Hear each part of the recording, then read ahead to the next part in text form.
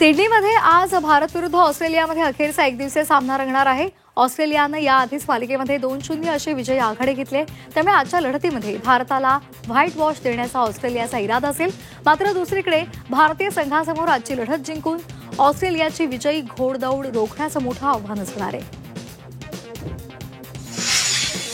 रोहित शर्मा एकदिवसीय क्रिकेटमध्ये सर्वाधिक षटकार मारणारा फलंदाज होण्यापासून काही पावलं दूर आहे। जर त्यानं सिडनी वनडेमध्ये 6 षटकार मारले तर तो वनडेच्या क्रिकेटच्या इतिहासामधील सर्वाधिक षटकार मारणारा फलंदाज बनेल।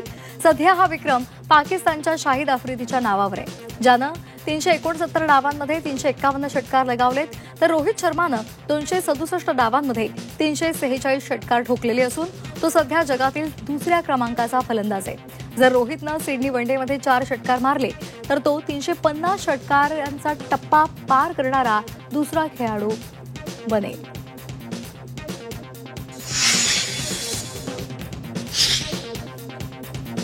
सिडनी वनडेमध्ये भारतीय संघामध्ये मोठा बदल होऊ शकतो। कर्णधार शुभमन गिलला विश्रांती दिली जाण्याची शक्यता आहे। गिलऐवजी तिसऱ्या सामन्यामध्ये श्रेयस अय्यर संघाचं कर्णधारपद सांभाळू शकतो अशी चर्चा आहे। इंग्लंड दौऱ्यामध्ये कसोटी संघाच्या कर्णधारपदाची सूत्र हाती घेतल्यापासून शुभमन सातत्यानं क्रिकेट खेळतोय। यानंतर होणाऱ्या T20 मालिकेचाही तो भाग आहे, त्यामुळे वनडे मालिका गमावलेली असताना गिलला सिडनीमध्ये विश्रांती दिली जाण्याची शक्यता आहे।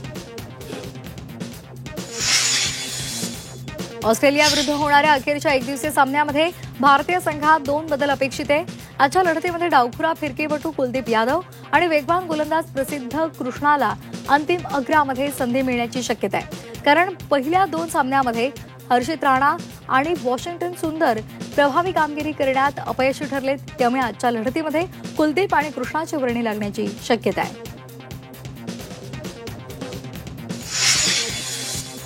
ऑस्ट्रेलिया विरुद्ध दक्षिण आफ्रिका हे 2 संघ आज महिला एकदिवसीय विश्वचषक स्पर्धेमध्ये आमने-सामने येणार आहेत। दोन्ही संघांनी यापूर्वीच विश्वचषक स्पर्धेमधील उपांत्य फेरीचं तिकीट पक्क केले। तसंच गुणतालिकेमध्ये दोन्ही संघ अनुक्रमे पहिल्या आणि दुसऱ्या स्थानी आहेत, त्यामुळे आजची लढत गुणतालिकेमध्ये अव्वल स्थान गाठण्यासाठी दक्षिण आफ्रिका संघ प्रयत्नशील असेल। भारताविरुद्ध होणाऱ्या T20 मालिकेपूर्वी ऑस्ट्रेलियाला मोठा दिलासा मिळालाय। संघाचा तडाखेबंद फलंदाज ग्लॅन मॅक्सवेलनं संघामध्ये पुनरागमन केलेलं आहे। मॅक्सवेल हाताच्या दुखापतीमुळे पूर्णपणे सावरलाय। भारत विरुद्ध होणाऱ्या 3ऱ्या आणि 4थ्या त्याचबरोबर 5व्या T20 सामन्यांसाठी त्याचा संघामध्ये समावेश केलाय। आणि आता पाहणार आहोत इतरही महत्त्वाच्या बातम्या वेगवान पद्धतीनं। बिहार विधानसभा निवडणुकीसाठी भाजपकडून जोरदार प्रचाराला सुरुवात झालेली आहे।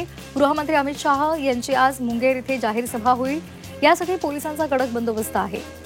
खागडिया इथे तेजस्वी यादव यांची प्रचार रॅली निघणार आहे।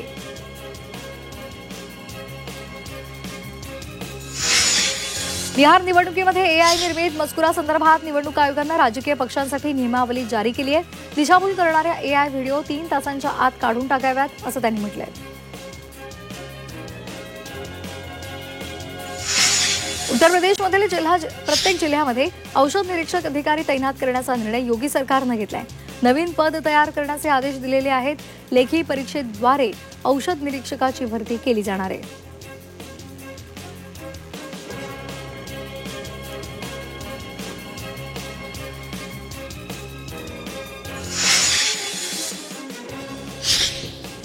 मुख्यमंत्री देवेंद्र फडणवीस आज नाशिकच्या दौऱ्यावर आहेत। अखिल भारतीय महानुभाव परिषदेच्या अधिवेशनासाठी मुख्यमंत्री नाशिकला जाणार आहेत। एका महिन्यामध्ये दुसऱ्यांदा ते नाशिकच्या दौऱ्यावर आहेत। फडणवीस केवळ परिषदेच्या अधिवेशनाला हजेरी लावतील आणि त्यानंतर ते पुन्हा मुंबईकडे रवाना होणार आहेत। यवतमाळमध्ये काँग्रेसनं सोयाबीन आणि कापसाची होळी करून आंदोलन केलेलं आहे आणि सरकार विरोधात संताप व्यक्त केलाय। सरकारनं दिलेलं कर्जमाफीचं आश्वासन पूर्ण केलं नाही, त्यामुळे संविधान चौकामध्ये आमदार बाळासाहेब मांगळुरकर यांनी त्यांच्या नेतृत्वामध्ये आंदोलन केले।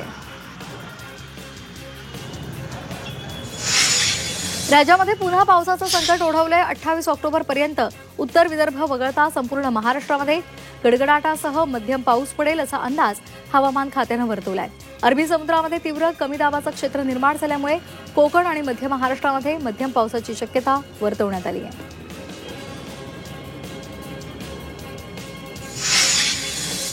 सोलापुरामध्ये पुन्हा एकदा अतिवृष्टी सदृश पाऊस झालेला आहे। शहरातील सखल भागात पाणी साचायला सुरुवात झाली आहे। अनेक भागात नागरी वस्तीमध्ये पाणी शिरलंय।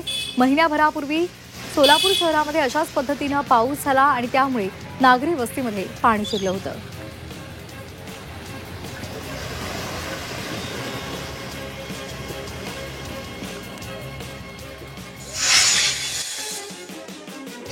नवी मुंबईमधील बाजारामध्ये दिवाळीनंतर भाजीपाल्याची आवक कमी झाल्यामुळे भाजीपाल्याच्या दरात वाढ झाली आहे।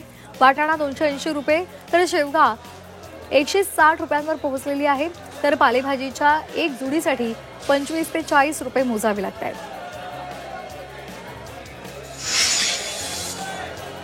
गेल्या काही दिवसांपासून सोन्याच्या दरात घसरण होत आहे। आज सोन्याच्या दरात 2000 रुपयांनी घसरण झाली आहे। गेल्या काही दिवसांमध्ये सोन्याच्या दरात 10,000ची घसरण झाली आहे। त्यामुळे सोनं आता प्रतितोळा 1,21,000वर गेले। चांदीच्या दरातही 4,400 रुपयांची घसरण झाली आहे। ऑक्टोबरमध्ये मुंबईमधली हवा प्रदूषकांच्या पातळीमध्ये सर्वाधिक वाढ झाली आहे। दिवाळीमध्ये मुंबईच्या हवेतील PM 2.5 PM 10 या प्रदूषकांच्या दैनंदिन पातळीमध्ये जानेवारीपासूनची सर्वाधिक वाढ नोंदवली गेली आहे। भारतामध्ये वायू प्रदूषणामुळे होणाऱ्या आजारांचं आणि मृत्यूचं प्रमाण झपाट्याने वाढते। 2023 मध्ये देशामध्ये सुमारे 20 लाख नागरिकांचा वायू प्रदूषणाशी संबंधित आजारांमुळे मृत्यू झालाय। उत्तर प्रदेश, महाराष्ट्र, बिहार, राजस्थान आणि पश्चिम बंगाल या राज्यामध्ये सर्वाधिक मृत्यू प्रदूषणजन्य आजारांमुळे होत आहेत।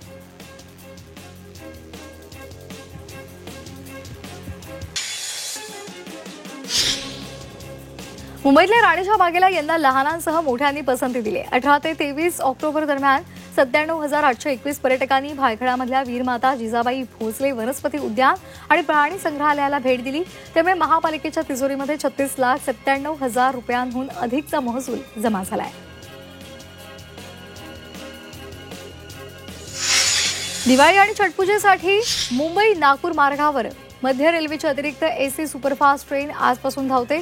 प्रवाशांच्या सोयीसाठी आणि वाढत्या गर्दीचा विचार करून मध्य रेल्वेनं CSMT आणि नागपूर दरम्यान अतिरिक्त AC सुपरफास्ट रेल्वे चालवण्याचा निर्णय घेतलाय।